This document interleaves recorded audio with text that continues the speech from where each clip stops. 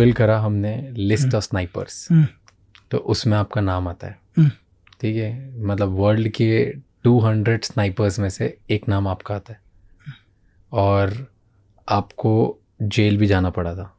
तो क्यों जेल जाना पड़ा था, एंड क्या ये पब्लिक रिकॉर्ड में सब हर किसी का नाम अवेलेबल रहता है कि जो स्नाइपर है डेडिकेटेड, उसका नाम पब्लिक में आ सकता है? नहीं, एक्चुअली क्या है सर, देखिए कि हर किसी का नाम भी नहीं आ सकता, डिपेंड करता है नाम कौन डालता है। देखो, उससे पहले भी अगर आप एक इंसिडेंट देखो 2011 से पहले भी, तो एक सिंपल था, दुनिया की नज़रों में कुछ भी हो कि एक आइडेंटिटी मेरी अलग थी कि मैं डिफेंस के लिए काम करता हूँ, ठीक है, या इंडियन आर्मी के लिए काम करता हूँ, या स्पेशल फोर्स के लिए काम करता हूँ, या एनएसजी के लिए। देन आने के बाद धीरे धीरे जब मुझे एक डबल मर्डर के केस में एक किलिंग होती है उत्तराखंड के अंदर, और उस किलिंग में अरेस्ट होता हूँ मैं, ठीक है, तो इसमें उस टाइम यूपीए की गवर्नमेंट थी, और यूपीए की गवर्नमेंट डिसाइड करती है, वहाँ की पुलिस और दिल्ली पुलिस और यूपी से कुछ बुलाए हुए कि इस किलिंग के पीछे इसका हाथ है करके। तो कैसे, क्यों आपको ही क्यों पकड़ा? राजू पारगाई और अमित आर्या केस पर। ये दोनों कौन थे? एक्चुअली दोनों, अगर आप रिकॉर्ड देखो तो दोनों के हिसाब से एज ए गवर्नमेंट रिकॉर्ड में दोनों एक बड़े गैंगस्टर्स हैं, ठीक है, दोनों बड़े गैंगस्टर्स, और कई केसेस हैं उनके ऊपर। मर्डर्स केस तो आम बात है, ठीक है, लेकिन कुछ आर्म्स डीलिंग्स पर भी हाथ है इनका। ओके, तो इलीगली वेपन स्मगल करते थे। वेपन्स और मर्डर्स तो आम बात थी, मर्डर्स वगैरह तो बहुत हैं। और इससे जब इनकी किलिंग हुई तो इनके ऊपर ये दोनों मर गए? दोनों मर गए, एक ही बुलेट से वन शॉट, एक बुलेट से दो लोग मरे? 2 आदमी, 1 bullet in 2 men kill sir, एक ही गोली से दोनों आदमी। ये कैसे हुआ? अब ये जो भी जिसने किल किया होगा उसी को पता होगा सर। तो इस केस पर मुझे कैसे है ये? एक ही गोली से दोनों आदमी मरे हैं सर, सिंगल बुलेट से।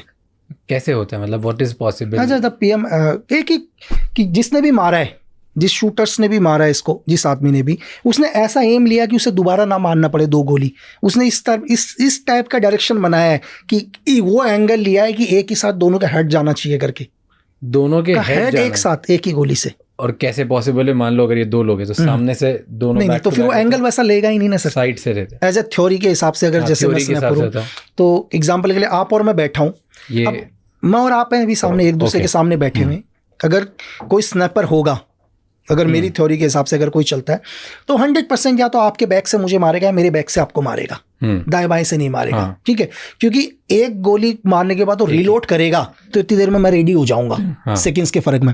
तो उसने जो भी एंगल बनाया है, या तो आपके 360 डिग्री बैक पर बनाया उसने, ठीक है, या मेरे 360 बैक पर बनाया, तो जो भी उसने पॉइंट रखा, उसने दोनों का हेड एक ही गोली से पॉइंट रखा है सर। तो उस हेड से फिर इस हेड से पार एक ही, तो ये एक की अगर आप तो पावरफुल स्नाइपर नहीं, गोली बहुत पावरफुल है सर। गोली के अंदर क्या होता है, मैं आपको डिपेंड करता है गोली का रेंज क्या है। हर गोली का अपना रेंज होता है दुनिया के, ठीक है। आप एक पिस्टल से फायर करते हैं तो पिस्टल का रेंज है 15 मीटर सर। 15 मीटर पर मेरी तरफ से आप 12 सर भी लेके आ जाओगे तो 12 सर भी उड़ा देगा, वो पार कर जाएगा। AK-47 है, 300 गज रेंज है उसका। 300 गज में मुझे लगता है अगर हम 15 आदमी भी खड़े होंगे तो 15 को पार कर देगा सर। बट एक ही शर्त होनी चाहिए कि गोली आपके बोन में टच नहीं होनी चाहिए सर, क्योंकि बोन बहुत मजबूत होता है। बोन को गोली नहीं पार कर पाती, एकदम से तोड़ देगी, पार नहीं कर पाएगी। एक बुलेट से 2 लोगों को मार दिया, 2 लोगों को, दोनों टॉप गैंगस्टर्स, दोनों टॉप। कई केसेस, तो फिर कभी केस प्रूफ नहीं हुआ सर। तो इसके चक्कर में आपको जेल में डाला? मुझे उठा इस केस के ऊपर कि ये किलिंग भाई आपने करी है, मैंने करी है किलिंग, ठीक है। लेकिन किलिंग के लिए भाई उस टाइम यूपीए गवर्नमेंट एक ही चीज थी कि यार भाई किलिंग का कोई मोटिव तो होना चाहिए। क्यों मारूंगा, चलो एक कोई मतलब नहीं, हम कहीं जानते ही नहीं, लेकिन मारेगा क्यों आदमी। लेकिन सबसे बड़ी दिक्कत यूपीए गवर्नमेंट के लिए यही आ गया, किलिंग का रीजन क्या डालें करके, ठीक है, कि रीजन क्या डालें किलिंग का। बट के मतलब 1000 लोग और मार सकते थे, आपको ही क्यों उठाया? कुछ तो मिला होगा, कुछ तो प्रूफ हुआ होगा कि नहीं बस शक के दायरे में उठा दिया। एक्चुअली क्या हुआ कि जिस क्राइम सीन पर उनकी डेड बॉडी मिली, उसी क्राइम सीन पर एक हॉलिस्टर मिला उनको। हॉलिस्टर मतलब पिस्टल जिस पर रखी जाती है, हाँ, ठीक है। और मेरी गन का जो लाइसेंस, मेरे पास जो गन है सेम उसी शेप की है, उसी साइज की गन है जो हॉलिस्टर आता है। और दूसरी चीज कि वहां की कुछ इंटेलिजेंस वगैरह को इनपुट ये लगा कि ये शॉट 100% उसके अलावा किसी का नहीं है। पहली चीज कि मतलब इस टाइप का शॉट और कोई से उन्होंने सिर्फ एक ही चीज बोला था, मतलब जिसने मेरे को अरेस्ट किया, जिस IPS ने अरेस्ट किया, मुझे एक ही चीज बोलता है, देख कि मैं तुझसे ये नहीं पूछ रहा हूं कि तूने मतलब तूने मारा, मैं तुझसे ये नहीं पूछूंगा। बोला मुझे मालूम है तूने ही मारा है, मुझे सिर्फ ये जानना है तूने क्यों मारा है। और क्यों ऐसा बोला उसने एक ही क्वेश्चन किया, बोला कि ये शॉट तेरे अलावा दुनिया में किसी ने मारा ही नहीं है। उसका एक ही क्वेश्चन था सर। उसने बोल दिया मैं तुझसे ये नहीं पूछूंगा कि तूने मारा है या नहीं मारा, मैं तुझसे सिर्फ ये पूछ रहा हूं तूने क्यों मारा, ये तेरे अलावा किसी और का किलिंग है ही नहीं। तो 3 दिन तक रिमांड में रखा, 36 घंटे तक, वो भी बिना मतलब बताए गवर्नमेंट को, बिना कोर्ट अलाउ नहीं है किसी को भी। आप 24 आवर्स से ज़्यादा अपनी कस्टडी में नहीं रख सकते, इल्लीगली 36 घंटे तक अपनी कस्टडी में रखा। एक ही क्वेश्चन कि क्यों मारा। तो फिर आपको जेल में ले गए। फिर जब उनको कुछ नहीं लगा तो क्या मोटिव लगाएं करके, मोटिव भी तो चाहिए ना।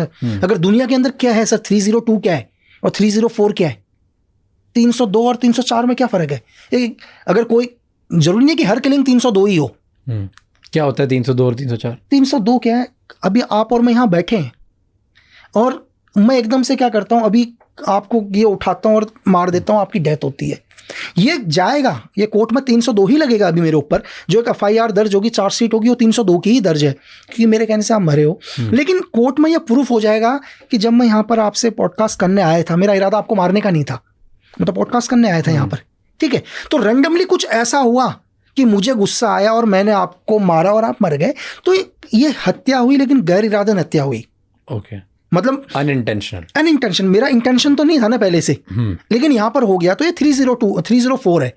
तो 304 में आदमी को लाइफ टाइम नहीं है, 3 साल से लेकर 10 साल की सजा है, लेकिन किसी आदमी का इंटेंशन ही आपको मारने का है, तो वो 302 है ना सर। मोटिव 30 का जो सबसे इंपॉर्टेंट चीज़ है, वो मोटिव क्या है मारने का। अगर मैं घर से ये सोच के आया हूँ कि मुझे आपको मारना है, तो 302 है ना, लेकिन वो क्यों है आपको ये भी प्रूफ करना पड़ेगा क्यों, या तो मैं पागल तो नहीं हूं ना। तो कोई ना कोई तो रीजन देना पड़ेगा ना आपको। मोटिव से आपको डाला अंदर? मोटिव था ही नहीं उनके पास कुछ भी, तो इसलिए छोड़ दिया। बस लास्ट में छोड़ने में भी 4 साल लग गए सर। तो 4 साल आप जेल में थे? 4 साल जेल में थे, लगा लो तारे और चांद नहीं देखे 4 साल में।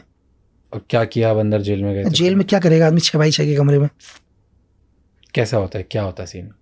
छोटा सा, जितना आप और मैं जो बैठे हुए हैं सेम इतना ही बड़ा कमरा है बस। हर इंसान को एक मिलता है? नहीं, एक नहीं मिलता। हर इंसान तो एक कमरे में 200 लोग रहते हैं।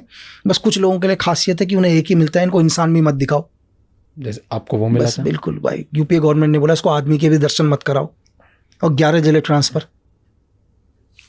एक करके बात करते हैं इस पे, एक डिटेल बहुत जरूरी है, ठीक है।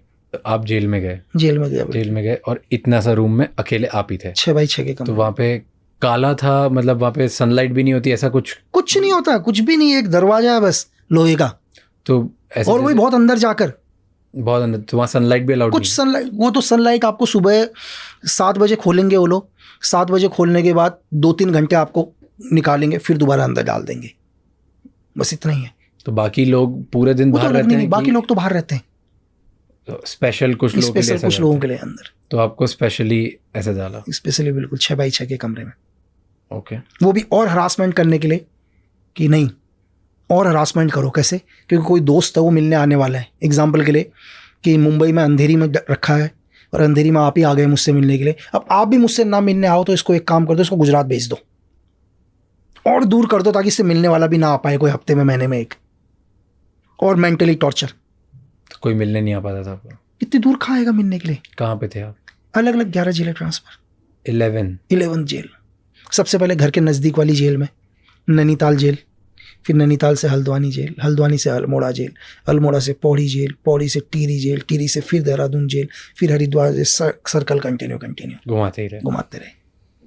तो अब आपको जेल में डाला, तो जेल में और क्या होता है? जैसे एक तो आपको बंद रखते हैं, फुल टाइम वहीं पे रखते हैं और 4 साल वहीं रखा। और मेंटली टॉर्चर क्या होता है? मेंटली टॉर्चर एग्जांपल के लिए कि कोई मिलने वाला आया है, मिलने ही नहीं देंगे, सीधा बोल देंगे भाई, अब क्या बोलेंगे, आप ही आए मिलने के लिए फॉर एग्जांपल, यार चलो मिल लेते हैं यार, अपना दोस्त है। मेरे को बताएंगे नहीं, आपको बोलेंगे कि ठीक है वेट करो, हम पूछ रहे हैं। आपका वो आधार कार्ड की फ़ोटो स्टेट ले जाएंगे, उसको वहीं होल्ड करके रखेंगे। वो बोलेंगे वो मिलना नहीं चाह रहा है। आप और गुस्सा कि यार मैं एक तो इतनी दूर से मिलने आया हूँ करके, है ना, अपना तो टाइम खराब करके आया हूँ ना, 2 घंटे 3 घंटे के रास्ते से मिलने आया हूँ, साला मिलने ही नहीं रहा, अगली बार से मिलने भी नहीं आऊँगा, और मेरे को कभी बताएंगे नहीं आप मिलने आए थे करके। तो ऐसे बहुत लोग सकते हैं। बहुत बिल्कुल। ठीक है, तो एक ये क्या, फिर जब जेल में अंदर जाते हो तो जेल में अंदर थ्रेट नहीं था? थ्रेट क्योंकि तो- वहां पर भी तो बदतमीजी